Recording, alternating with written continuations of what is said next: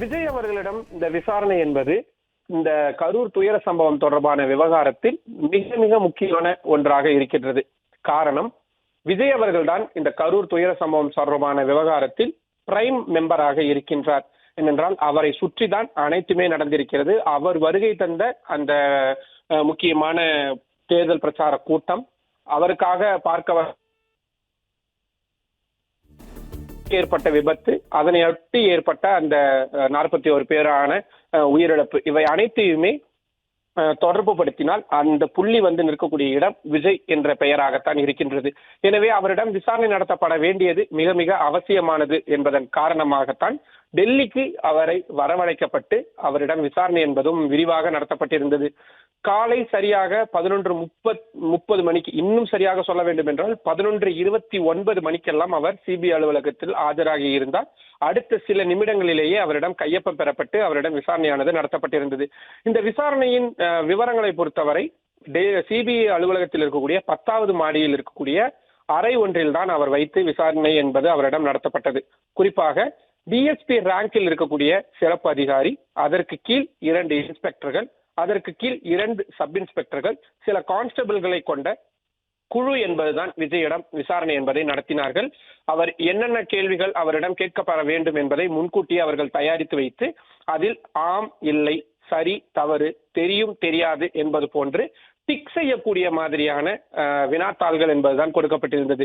ஒருவேளை அதில் இருக்கக்கூடிய கேள்விகள் சரியாக புரியவில்லை என்றால் அதை விளக்கி சொல்வதற்கு ஸ்டெனோகிராஃபர் ஒருவரும் தனியாக கொடுக்கப்பட்டிருந்திருக்கிறார். வழக்கறிஞர்களும் விஜயுடன் இருப்பதற்கு அனுமதிக்கப்பட்டிருக்கிறார்கள். நிறைய பேர் தவறான தகவல்களை போட்டிருந்தார்கள். அவர் தனியாக அவரிடம் விசாரணை நடத்தப்படுகிறது என்று. அவ்வாறெல்லாம் இல்லை, அவரிடம் வழக்கறிஞர்கள் உடன் இருந்திருக்கிறார்கள். அது மிகவும் முக்கியமான ஒன்று. அது மட்டும் இல்லாமல் இன்றைய தினம் விசாரணையின் பொழுது காவல்துறையின் மூத்த அதிகாரிகளான டேவிட்சன் ஆசீர்வாதமாகட்டும், நிர்மல்குமார் ஆகட்டும், மூத்த அதிகாரிகளும் வந்திருந்தார்கள். அவர்களிடம் எடுக்கப்பட்ட விசாரணையும் விஜய் அவர்கள் தெரிவிக்கக்கூடிய கருத்துக்களும் சரியாக இருக்கிறதா என்பதை ஒப்பிட்டும் இவர்கள் பார்த்திருக்கிறார்கள்.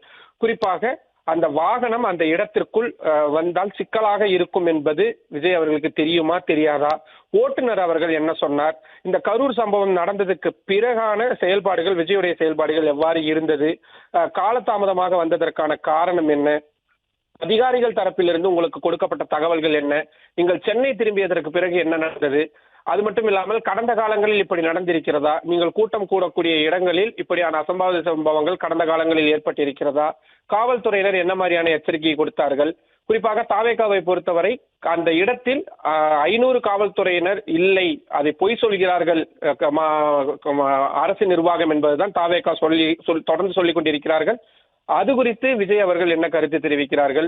இதில் ஏதேனும் சதி இருக்கிறது என்று விஜய் நினைக்கிறாரா, அல்லது வேறு ஏதேனும் காரணம் இருக்கும் என்று அவருக்கு தோன்றுகிறதா போன்ற பல்வேறு விஷயங்களை அவரிடம் தெளிவாக அவர்கள் கேட்டு தெரிந்து கொண்டிருக்கிறார்கள்.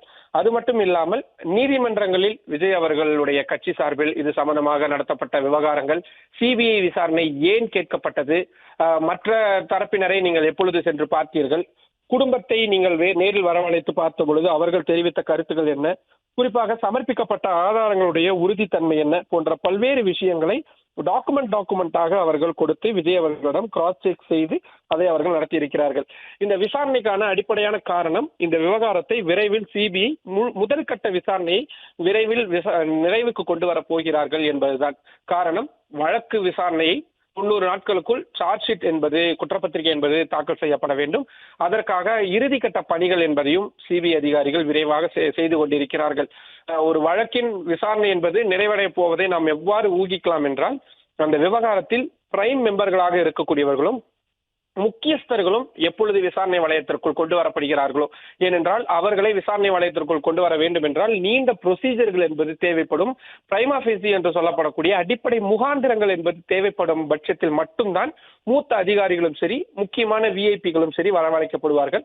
அந்த அடிப்படையில் தான் இந்த விவகாரம் முதல் கட்ட விசாரணையை இறுதியை எட்டி இருக்கிறது என்பதற்கான சமிகைகளாகத்தான் நாம் இதனை புரிந்து கொள்ள வேண்டியதாக இருக்கிறது. டேவிட்சன் ஆசீர்வாதம் அவர்கள் ஆயுதப்படையினுடைய டிஜிபியாக இருக்கக்கூடிய அவரை டெல்லியில் இருக்கக்கூடிய சிபிஐ தலைமை அலுவலகத்திற்கு வரவழைக்கப்பட்டிருக்கிறார் என்றால் இந்த விவகாரத்தை சிபிஐ எந்த அளவிற்கு முக்கியத்துவம் வாய்ந்ததாக கருதுகிறார்கள் என்பதை மிக பிரதானமாக முன்வைக்க வேண்டியதாக இருக்கிறது. விஜயுடைய பதில்களை பொறுத்தவரை பெரும்பாலும் அவர் ஆங்கிலத்தில் தான் பதிலளித்திருக்கின்றார்.